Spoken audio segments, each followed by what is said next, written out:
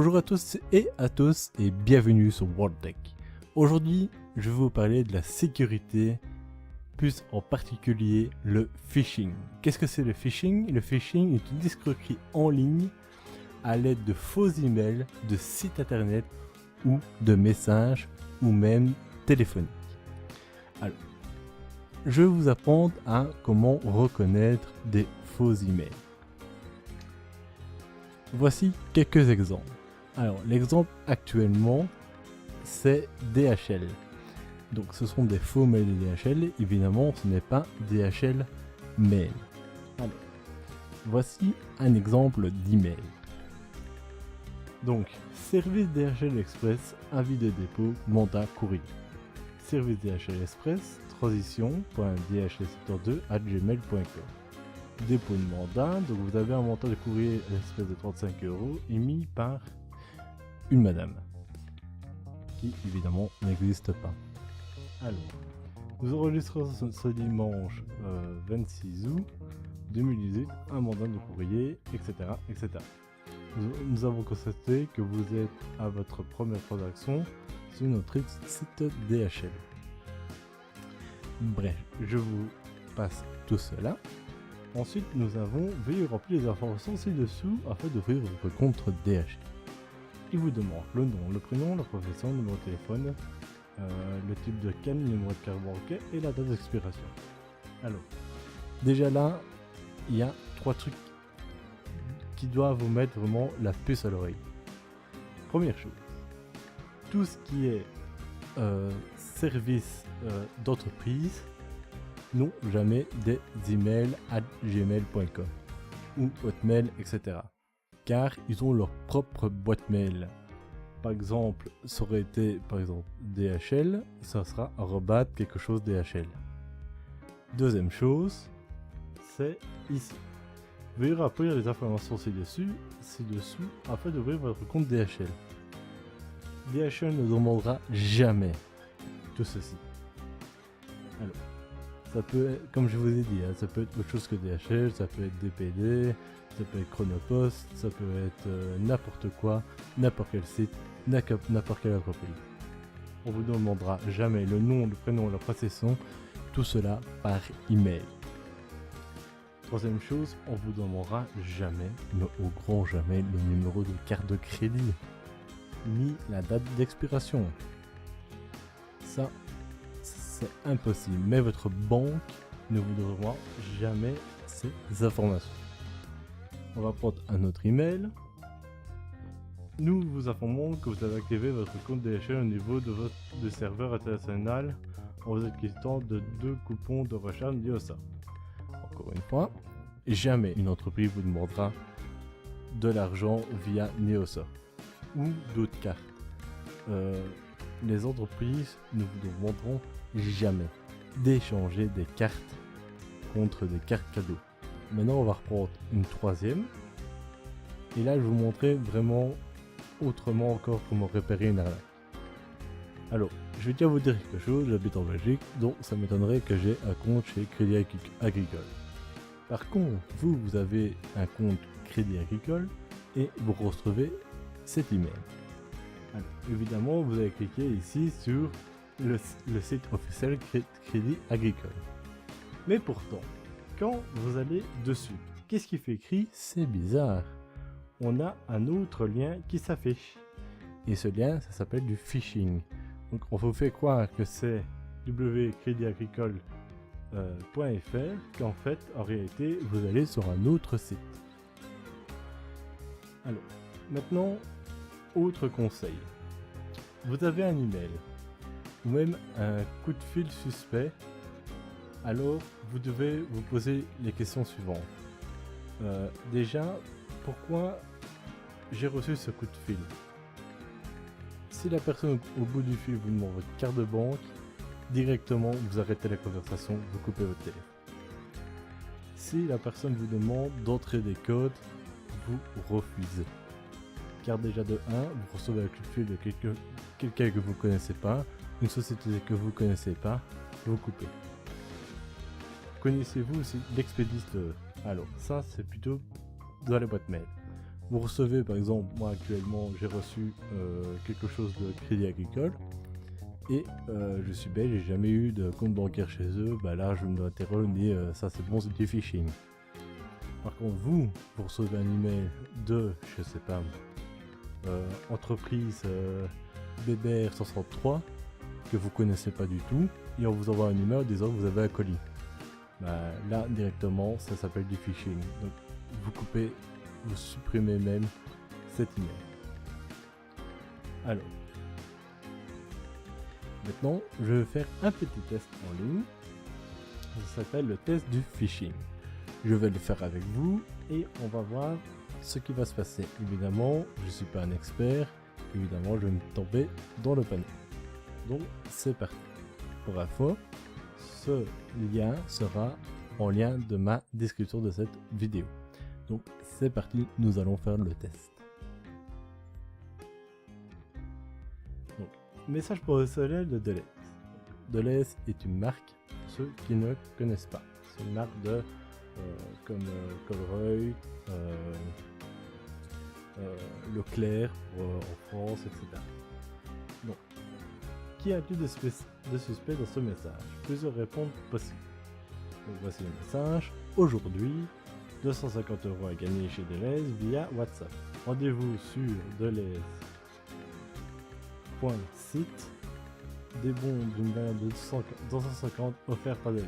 Deleuze fête son anniversaire. Je pense que cette offre est limitée. Je vous en ai profité. Alors, on a quoi? La date du message. La date et l'heure du message a l'air suspect. Nous la renvoyons au site de Deleuze. Une campagne promotionnelle pour l'anniversaire de Deleuze. Deleuze envoie ce message promotionnel via un instant messaging. Un cœur est reproduit à la fin du message. La promotion est trop belle pour être vraie. Alors déjà, si Deleuze vous envoie ça sur votre GSM et que vous n'avez jamais donné votre GSM, là vous posez déjà une question. C'est que c'est déjà pas normal. Ensuite, cela se peut que vous avez donné votre numéro de téléphone, par exemple ici à Deleuze, ça peut être autre chose, pour une affiliation pour des points. Ça c'est normal. Pour moi, dans tout ça, ce qui me dérange déjà, c'est la promotion est trop belle pour être vraie.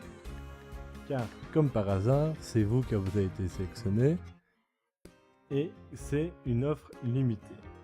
Donc déjà, c'est très rare que c'est juste pour vous, voire même une offre limitée. Généralement, si une compagnie fait une réduction, généralement, c'est à tous ses clients. Donc, je vais déjà sélectionner ça. Jamais aussi les entreprises vont mettre des émoticônes. En tout cas, moi personnellement, j'ai jamais vu à la fin, je sais pas moi, un champion qui vous envoie un smile avec un sourire, avec une lettre en main, etc. Donc, pour moi, ça c'est déjà bizarre. Alors, deuxième chose, il fait écrit aujourd'hui, 17h17, ça peut être normal. Le lien envoyant sur le site de l'aide. Pour moi, comme je l'ai dit tantôt, ça m'a l'air suspect. Alors, aussi, vous pouvez avoir ici par exemple, vous avez WhatsApp, rendez-vous. Pour moi, je ne pense pas que des entreprises ont WhatsApp. Les entreprises ont peut-être une page Facebook et encore, ça m'étonnerait. Donc, je sélectionne ça et je fais vérification. Donc, qu'est-ce qui se passe? Alors, tac tac tac tac, ici. Ce n'est pas suspect. L'entreprise envoie régulièrement des emails ou des messages automatisés. La date et l'heure d'envoi ne constituent pas une garantie d'utilisation. Donc là, c'est normal. Ici. Contrôlez toujours les liens avant de cliquer dessus. Dans ce cas-ci, l'adresse email internet devrait être http://deleuze.be. Vous pouvez le contrôler facilement en positionnant votre curseur au-dessus du lien sans cliquer dessus. C'est suspect. Donc ici on voit bien .c. Comme tout à l'heure je vous ai montré, je retourne ici Par exemple ici Crédit Agricole, je vais le mettre comme ceci et vous voyez https mdp.ifulurl.com. Donc là, c'est comme ils disent, c'est suspect, il ne faut pas cliquer dessus. Ensuite ici, les entreprises organisent régulièrement des campagnes promotionnelles. Donc ça, évidemment, ce n'est pas suspect. Toutes les entreprises font des campagnes promotionnelles. Cliquez ici. En cas de message reçu via Instant Messaging, demandez-vous toujours si l'expéditeur dispose bien de votre numéro de téléphone. Ça, je vous l'ai dit tout à l'heure. Par exemple, Deleuze propose ses offres par email ou via des dépliants déposés dans votre boîte aux lettres. Mais pas Instant Gaming, c'est suspect. Donc, comme je vous ai dit, c'est très rare que Deleuze vous envoie par exemple un message via Instant Gaming. Instant Messaging. Je vais y arriver. Un cœur est reproduit à la fin du message. Les émotes sont rarement utilisées dans les communications professionnelles. Dans ce cas-ci, c'est suspect. Donc, comme je vous l'ai dit tout à l'heure, jamais une entreprise va mettre une émoticône. Alors, si une promotion est trop belle pour être vraie, il faut généralement se méfier. Un smartphone coûteux proposé à un prix déviant, par exemple à 1 €. Toute concurrence ou des bons d'achat d'un montant incroyable sont toujours suspects. Donc si on vous dit félicitations, vous venez de gagner 1 million, ah ben évidemment c'est suspect. Je vais faire suivant, je vais en faire un et je vous laisserai le reste pour vous. Alors, y a-t-il un suspect dans cet email? Plusieurs réponses sont possibles. On va cliquer, donc on est là. Aujourd'hui, la poste vous propose un colis. La poste neoropli@xyz542.be. Donc déjà là, moi je vois déjà quelque chose de suspect. La poste, l'adresse email est très bizarre. Bonjour, Bolsi vous a envoyé un colis portant la référence de là. La poste vous livrera entre 8h et 17h. Donc ça, pour moi, c'est normal. Vous pouvez consulter les statuts de votre colis via notre application. Si vous ne parvenez pas à ouvrir le lien, veuillez télécharger notre outil pour suivre le colis direct. Ça sert à... Donc, la communication est-elle inattendue? Alors, si vous avez jamais demandé un colis et vous n'avez jamais été commande, oui, il y a bien un problème au niveau de la communication inattendue. L'email contient une photo. Alors, on va regarder. Ici, vous voyez, en pièce jointe, il y a quelque chose. Donc déjà, là, il faut, comme je vous l'ai dit tout à l'heure, ne jamais cliquer sur une pièce jointe.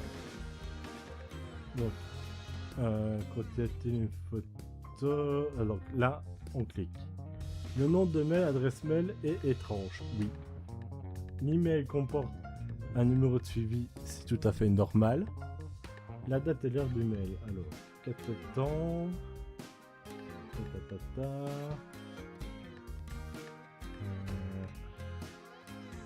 Oui, oui, ça me semble un peu bizarre parce que à 8h29 vous l'avez envoyé et la poste vous livrera entre 8h et 17h. Donc si à ce moment-là, normalement c'est le lendemain qu'on vous envoie ou on vous envoie les mails beaucoup plus tôt. Voilà. Vérification. Alors là par contre vous voyez j'ai fait 2 faux. Alors, on clique ici, vous n'avez pas commandé de colis, il y a peu de chances que vous recevez un code de suivi. N'agissez pas au mail qui vous incite à cliquer sur des liens suspects. Donc vous voyez, là il y a un lien suspect. Nom de domaine, les souscripteurs professionnels utilisent toujours un nom de domaine d'entreprise. Hashtag le nom de la firme. Donc par exemple, arrobas, on va dire, je sais pas, UPS, DHL, Deleuze, etc., etc. Le mail contient une photo. Les photos contenues dans les mails ne sont pas suspects en soi. Contrôlez la qualité de l'image et le logo utilisé. Les mails de phishing n'afficheront pas toujours le logo. Le plus récent ou contiennent des images floues. Ici, apparemment, j'ai pas coché ou j'ai coché? J'avais pas coché. Ici, les pièces jointes inattendues dans les mails envoyés pour une entreprise sont toujours suspects. Donc, comme je vous ai dit, ne jamais cliquer sur une pièce jointe. Sauf évidemment, par exemple, vous refaites votre maison, vous avez une entreprise, vous avez l'entreprise, si vous avez l'occasion de m'envoyer le devis via email et c'est un PDF, vous savez très bien que cette entreprise allait vous envoyer un email avec une pièce jointe. Par contre, si c'est une entreprise que vous ne connaissez pas et vous envoie un PDF, là c'est suspect. Alors, il n'y a rien d'anormal de fait que le fournisseur communique le numéro de suivi, car c'est vrai, très souvent, quand on vous envoie un colis, vous avez généralement un numéro de suivi. Ici, les entreprises envoient régulièrement des mails ou des messages automatisés. La date et l'heure d'envoi des messages ne constituent donc pas une garantie de notification. Ceci n'est pas suspect. Donc apparemment, là ce n'est pas suspect. Maintenant c'est vrai que la date celle que t'attends, ça peut être un autre jour avant la date de livraison. Donc voilà, je vais m'arrêter ici et je vous laisserai continuer pour voir si vous arrivez à reconnaître du phishing ou pas. Alors, j'espère que cette vidéo vous a plu.